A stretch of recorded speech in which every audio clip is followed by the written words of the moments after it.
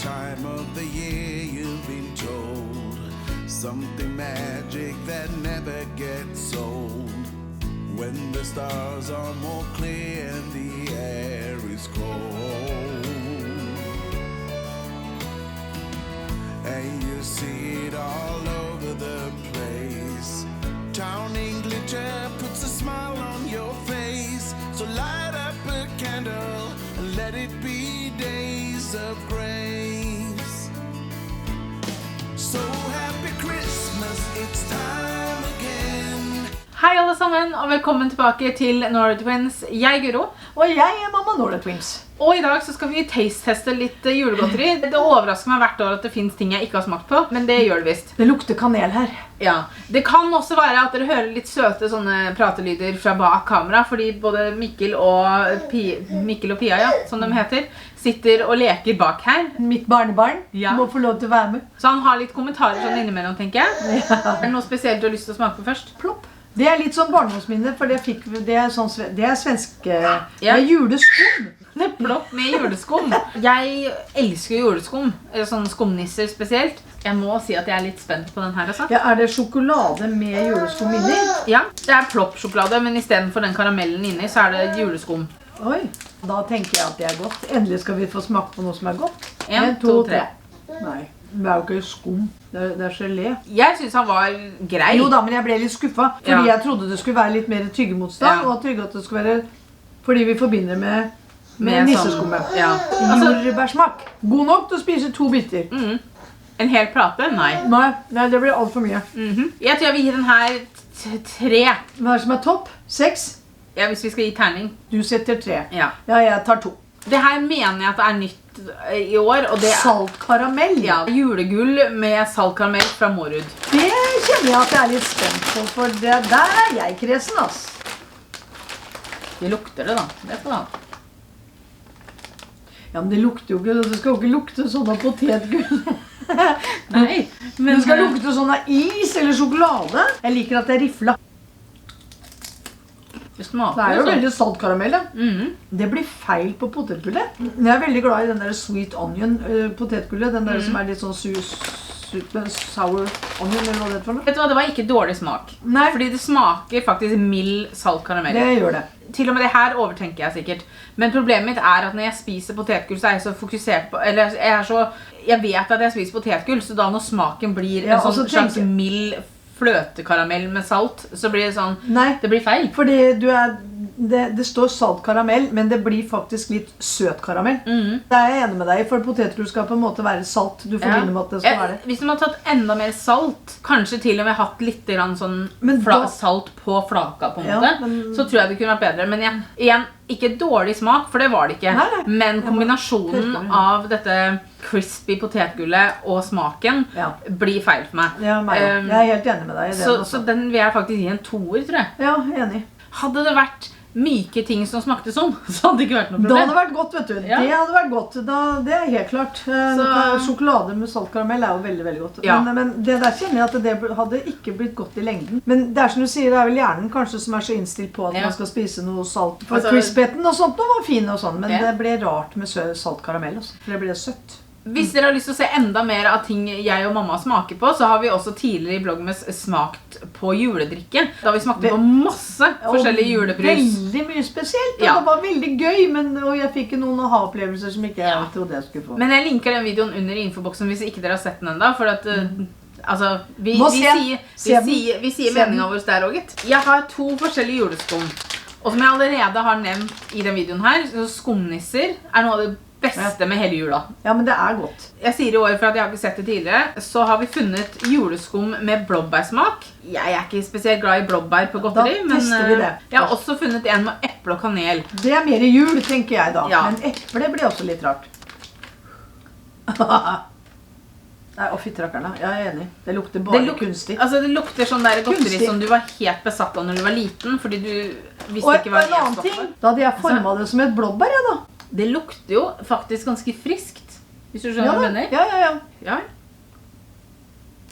Den smaker jo ingenting. Jo, det smaker akkurat nok. Nei, den her synes jeg var god. Men det smaker ikke blåbær. Nei, det smaker ikke blåbær. Det er på grunn av skummet. At de kan kalle det juleskum, fordi det er så den ja, altså jeg tror det smaker bare rett og slett skum. Lukta er jo sterkere enn smaken, og lukta er ikke så sterk den heller. Så ja, den her var god, men det var mest fordi den ikke smaker blåbær da. Ja, men det var litt rart. Er det bare for grunn av fargen, liksom? Ja, men jeg gir det faktisk en 3, fordi at det var godt. Bare at jeg tror det er skummet som smaker, ikke nødvendigvis blåbær. Ja. Når jeg kjenner på etterpåsmaken nå, så er ikke den noe særlig god heller. Så for meg blir det 2. Ja, nå må vi få noe som er litt høyere her, synes jeg. Ja, da går vi for en eple og kanel juleskum. Jeg er ikke sånn spesielt glad i kanelsmak på ting. Å, fy og fy. Nei, men... Å nei! Det lukter plastelina. Det lukter ikke noe godt. Det lukter så kunstig at det er noe med plastelina. Ja. Det lukter jo helt sånn som plastelina. Ja. Jeg håper ikke det smaker sånn nå da. Altså, det her er helt crazy. Gå og stikk nesa i en plastelina-boks hvis du har det. Så er det akkurat den her. Dette her er, ja. Tenk om den er ille god. Det er kanel. Har du kanel i noe, så er det kanel som kommer til å dominere. Dominerer kanelen, og det blir bare kanelsmak. Det smaker litt grann som det lukter, bare ikke like sterkt. Får du det hintet av kanel? Ja, men det er jo ikke noe eple oppi her. Det er kun kanel. Jeg har spist risengrynsgrøt til lunsj i dag, og det smaker det. Jeg synes det er et hint av eple der. Hvor er det? Sånn bak.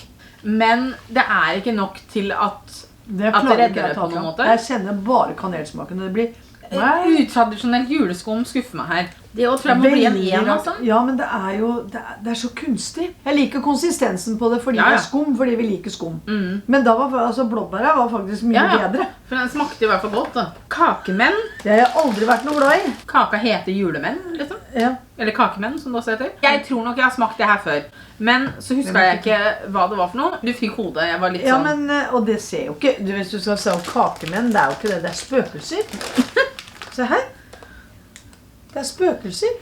Julespøkelser, tenker jeg. Det jeg synes er rart med den her, for hvis du ser her, den er litt sånn squishy. Ja, men det kan ikke, ja. Her må du ha noe å drikke, vil si. Hva spiser man det her til da? Det er jo bare tørt.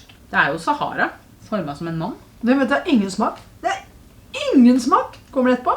Nei. Jeg trodde kanskje at det hadde litt pepperkakesmak, litt liksom, eller noe annet. Men hva er det i verden har laget da? Hvetemel står først, så det betyr at det er mest mel. Ja. Så kommer sukker, vann, margarin, fett, vann, salt, sukker. Altså det er jo en helt vanlig deig, tydeligvis da. Vet du hva det minner meg om? Nei, nå er jeg spent. Som trolldeig. Jeg har ikke spist trolldeig. Nei, trolldeig er jo bærsalt. Ja, men jeg får litt samme følelsen. Det er jo det samme, det ser jo ut som en trolldeig. Ja, og så er det litt sånn hvis det går ikke an å sitte og kose seg. Kanskje hvis det er godt hvis du dupper det i... Den er jo også veldig hard. Men hvis du dupper den i kanskje kaffe eller kakao eller noe sånt, står det noe om det? At den helst duppes i noe? Nei. Jeg tror jeg har smakt på det her før, og jeg tror jeg vil like skuffa. Det blir en 1. Ja, helt klart. Bare for jeg føler at altså, det er ikke noe 0 på en terning. Nei, men det er bare tørt. Det er bare tørt. Men du sitter igjen med sånn Mentos med candy cane smak. Og den har vi jo litt av da, så vi håper jo at den er god, for vi har jo et helt rør. Vi har 8 sånne pakker. Det er sånn god jul til deg og god jul til deg, hvis ikke vi liker den liksom. Kan du gi bort til noen?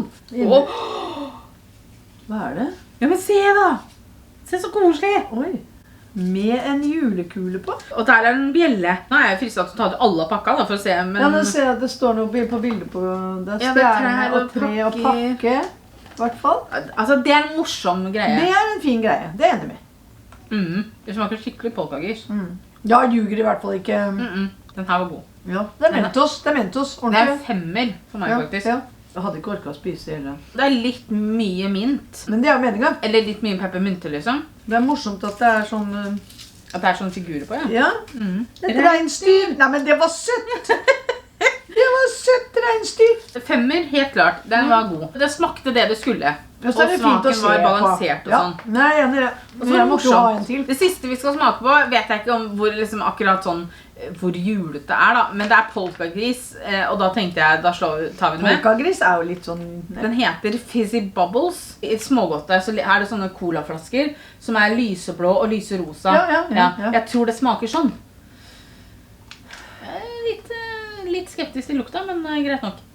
Hvilken lukt? Så... Oi, Ja. Men det ble jo borte med en gang. Jo, men det smaker jo akkurat som de flaskene. Jeg var inni der da. Er det surt inni? Tror det. Var det noe inni? Nei. Jeg ble skuffet. Hadde jeg forventet at du skulle si sånn inn i munnen. Ja, og så at det skulle Og bli så veldig sa surt. det ingenting. Ja, jeg liker ikke noe til. Men jeg liker jo veldig godt de flaskene da. Og det må man jo for å Jo, men like jeg det. jo liker jo flaskene, men jeg synes dette her blir for... Men jeg hadde jo heller spist de flaskene, men sånn på smaken så er det ingenting som kan si noe på en måte. Men det som er med de flaskene, de kan du jo tygge på. Det er veldig surt, kjenner jeg. Ja. Og terningkast. Jeg tok en 6 på den, for jeg likte smaken. 6? Ja, da må jeg ta 4 da. For smaken er grei, den. Jeg kjenner jo nå at det begynner å bli litt sånn at jeg tror vi har smakt på det julegodteri som finnes. Ja, du kan jo tro det. Jeg føler jo ikke at det er så veldig mye nytt som kommer hvert år lenger. Så nå blir det liksom mer det å finne andre ting som man kan smake på. Da må man tenke på sånn at man kanskje skal gå løs på bare ting med marsipan i, for eksempel. Bake 7 slag, og så ikke spise så ha taste-test på det. Vi har også vært inne på det at vi kanskje neste år da, så kanskje det blir en taste-test av deres favoritt-julegodt da. At dere sender inn til oss, ikke godteri, men vi kanskje legger ut en greie på Instagram. Spør hva deres favoritt-julegodteri er, og så smaker vi på det i stedet. Ja, men det hadde vært morsomt. Det kan vi gjøre neste år. Ja. Men vi får avslutte nå før jeg har spist opp det sukkertøyet, for det kan ta sin tid. Tusen takk for at du hadde lyst til å være med og smake. Ja, kjempemoro det, vet du. Hvis dere har smakt noe av det her, så fortell oss gjerne i en kommentar om hva dere syns om det. Tusen takk for at dere så på, og så snakkes vi. Ha det!